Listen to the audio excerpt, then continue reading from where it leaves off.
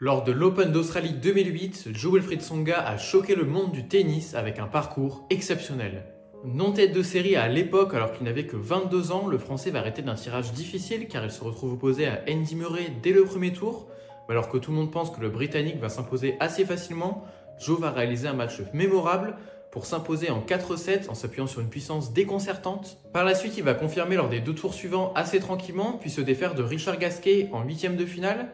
Richard est pourtant tête de série numéro 8, mais Jo joue encore une belle rencontre pour s'imposer en 4 manches. Tsonga est alors en quart de finale et là, pas de pitié, il va se débarrasser de Mikhail Luzhny en 3-7. Ce qui est fort, c'est que Jo ne s'appuie pas seulement sur sa puissance, il est capable de varier et de monter au filet, ce qui est très fort. Après ce très beau parcours, on se dit alors que c'est la fin pour Jo car elle se retrouve opposée à Rafael Nadal en demi-finale. Sauf que ce qui est complètement fou, c'est que le Français va réaliser l'un de ses meilleurs matchs en carrière pour éliminer l'Espagnol en 3-7 et à peine plus de 2 heures de jeu. C'est un véritable séisme sur la planète tennis. En finale, il se retrouve opposé à Novak Djokovic et malheureusement son rêve prendra fin car elle sera battue en 4 manches par le Serbe.